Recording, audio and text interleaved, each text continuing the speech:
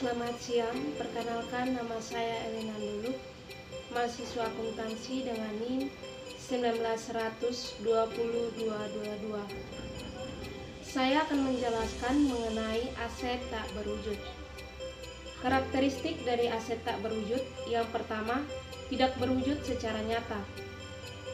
Walaupun tidak memiliki wujud atau eksistensinya, aktiva ini memiliki peran yang sangat penting bagi keberlangsungan perusahaan. Perusahaan dapat berkembang dan memperluas pasar jika aktiva tidak berwujudnya memiliki nilai yang tinggi. Yang kedua, tidak dapat dikategorikan sebagai instrumen keuangan. Pendapatan yang diterima dari aktiva jenis ini akan diterima di masa yang akan datang. Yang ketiga, aktiva yang bersifat jangka panjang. Penentuan masa manfaat dari aktiva ini didasarkan pada hak kontraktual atau hak lainnya berdasarkan hukum yang berlaku. Yang berikut mengidentifikasi biaya yang termaksud dalam penilaian aset tak berwujud. Aset tak berwujud yang dibeli maka dicatat berdasarkan biaya hingga aset tersebut siap digunakan. Jika diperoleh dengan saham, maka biaya dialokasikan berdasarkan nilai wajar. Yang kedua, aset tak berwujud yang dibuat secara internal, maka hanya biaya internal yang dikapitalisasi, yang merupakan biaya yang langsung dikeluarkan dalam memperoleh aset tak berwujud. Biaya yang terjadi secara internal untuk menciptakan aset tak berwujud dibebankan pada saat biaya itu dikeluarkan, seperti riset dan pengembangan yang substansial untuk menciptakan aset tidak berwujud. Setelah pengakuan, metode pengukurannya yaitu: pertama, model biaya. Aset tidak berwujud sama dengan biaya perolehan kurang akumulasi amortisasi kurang akumulasi kerugian penurunan nilai. Setelah pengakuan awal, suatu aset tidak berwujud harus dinilai pada biaya perolehannya dikurangi oleh akumulasi penyusutan dan akumulasi kerugian atau penurunan nilai. Yang kedua, model evaluasi. Aset tidak berwujud sama dengan nilai wajar kurang akumulasi amortisasi kurang impairment. Aset tidak berwujud sama dengan nilai wajar kurang akumulasi amortisasi tambah apresiasi. Yang berikut prosedur untuk mengamortisasi aset tak berwujud. Yang pertama, metode penyusutan garis lurus. Sebagai contoh, perusahaan Anda membeli lisensi IKEA untuk produksi furnitur rumah tangga dengan masa manfaat selama 4 tahun sebesar 100 juta rupiah. Maka perhitungan amortisasi per tahunnya adalah sebagai berikut. Beban amortisasi tahunan 1/4 kali 100 juta rupiah sama dengan 25 juta rupiah. Dari perhitungan di atas, maka setiap tahun perusahaan Anda harus melakukan amortisasi lisensi IKEA sebesar 25 juta rupiah. Sehingga perhitungan akuntansinya ketika tutup buku di akhir tahun adalah sebagai berikut. Beban amortisasi 25 juta rupiah, aset tak berwujud 25 juta rupiah. Yang kedua, metode saldo menurun. Tahun keempat adalah tahun akhir masa manfaat lisensi, maka pada pembukanya adalah dengan cara mendebet sisa nilai ke dalam akun beban amortisasi dan mengkreditkan akun aset tak berwujud atau akun lisensi. Dari perhitungan di atas, maka sisa nilai lisensi yang harus dibukukan adalah sebesar 12.500.000 rupiah.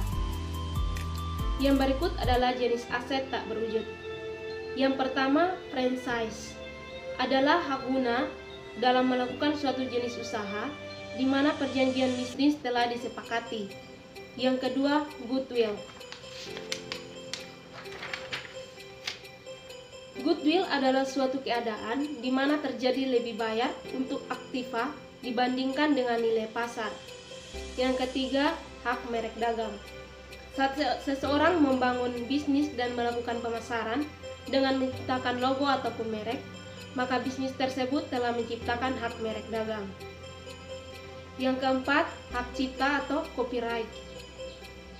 Hak cipta adalah hak eksekutif perusahaan agar dapat menjual karya cipta seperti musik dan karya seni lainnya atas perjanjian yang telah disepakati. Yang kelima, paten atau hak paten. Hak paten adalah hak yang diberikan atas suatu temuan yang didapatkan dari sebuah penelitian untuk diberikan perlindungan, bahkan dapat dijual untuk temuan tersebut. Yang terakhir yaitu masalah konseptual berkaitan dengan goodwill. Menurut Lestari dan Barituan 2008, metode goodwill yang diamortisasi menuai banyak kritikan dari para stakeholder seperti manajer dan juga calon investor. Mereka berpendapat bahwa amortisasi goodwill tidak dapat dipercaya untuk memberikan gambaran mengenai kinerja perusahaan pada saat sekarang dan masa yang akan datang. Anindita dan Martadi 2006 membuktikan bahwa kandungan informasi yang terdapat dalam laba setelah amortisasi sebelum pos luar biasa tidak jauh berbeda dengan kandungan informasi yang terdapat dalam laba sebelum amortisasi dan pos luar biasa. Artinya bahwa beban amortisasi goodwill tidak mempunyai pengaruh yang signifikan terhadap tingkat pengambilan saham. Kondisi ini menunjukkan bahwa informasi goodwill yang diamortisasi secara merata setiap perodanya adalah gagal memenuhi karakteristik kualitatif. Berbagai konsep goodwill saat ini masih mengalami pro dan kontra.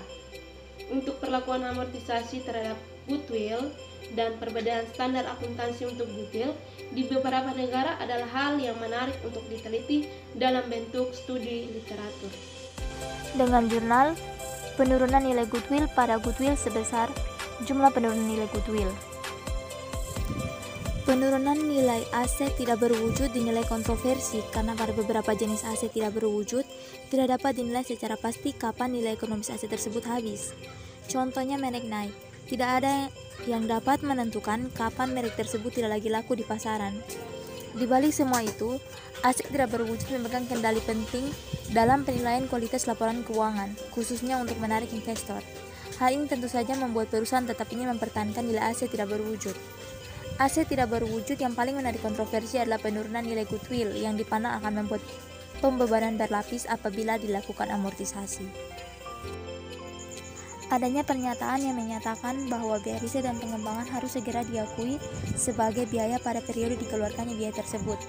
Perlakuan ini menimbulkan 1. Matching pendapatan dan biaya tidak dapat dipenuhi sehingga laporan keuangan dinilai tidak menunjukkan kinerja perusahaan yang sesungguhnya.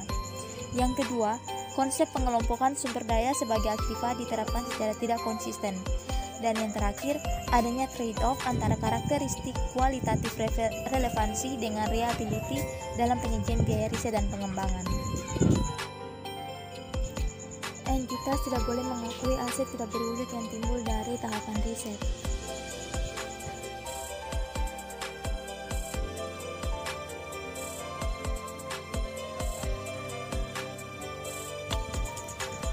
Suatu aset tidak berwujud yang timbul dari pengembangan diakui jika dan hanya jika dapat menunjukkan 1. Kelayakan teknis aset tersebut, 2. Niat untuk menyelesaikan aset tersebut, 3. Kemampuan untuk menggunakan atau menjual aset tersebut, 4. Menunjukkan kemungkinan besar manfaat ekonomis, 5. Tersedianya sumber daya untuk menyelesaikan aset tersebut, 6. Kemampuan untuk mengukur pengeluaran secara andal.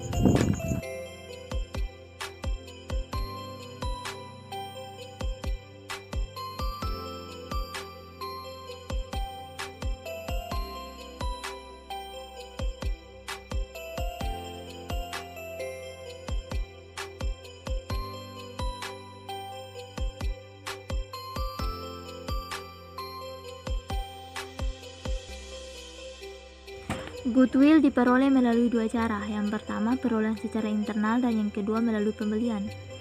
Goodwill yang diperoleh secara internal tidak dapat dicatat sebagai aset tidak berwujud, melainkan dibebankan sebagai biaya pada periode perolehan. Setelah diakui, goodwill yang diperoleh melalui pembelian akan dicatat dengan mendebet akun aset, mendebet akun goodwill, mengkredit akun kas, dan mengkredit akun hutang. Saya akan menggunakan ilustrasi soal untuk mempermudah pembahasan. Pada tanggal 31 Januari 2017, PT King membeli PT Park. Berdasarkan hasil rapat, dinyatakan bahwa PT Park akan dibeli dengan harga 700 juta. Berikut adalah posisi keuangan PT Park pada periode pembelian. Total aset sebesar 675 juta, total liabilities-nya 100 juta, dan total equities-nya 575 juta. Goodwill sama dengan 700 kurang 575 juta. 575 juta didapat dari 675 juta dikurangi 100 juta. Jadi goodwill sama dengan 125 juta. Jurnalnya,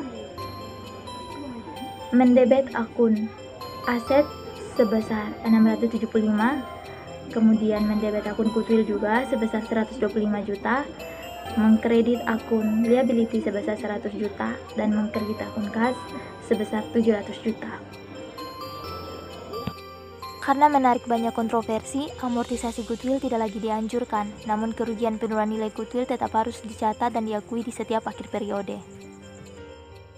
Dengan jurnal, penurunan nilai goodwill pada goodwill sebesar jumlah penurunan nilai goodwill.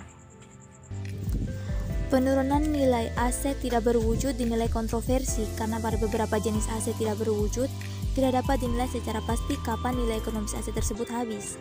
Contohnya merek Nike, tidak ada yang dapat menentukan kapan merek tersebut tidak lagi laku di pasaran. Di balik semua itu, aset tidak berwujud memegang kendali penting dalam penilaian kualitas laporan keuangan, khususnya untuk menarik investor. Hal ini tentu saja membuat perusahaan tetap ingin mempertahankan nilai aset tidak berwujud. Aset tidak berwujud yang paling menarik kontroversi adalah penurunan nilai goodwill yang dipandang akan membuat pembebanan berlapis apabila dilakukan amortisasi. Adanya pernyataan yang menyatakan bahwa biaya riset dan pengembangan harus segera diakui sebagai biaya pada periode dikeluarkannya biaya tersebut. Perlakuan ini menimbulkan 1. Matching pendapatan dan biaya tidak dapat dipenuhi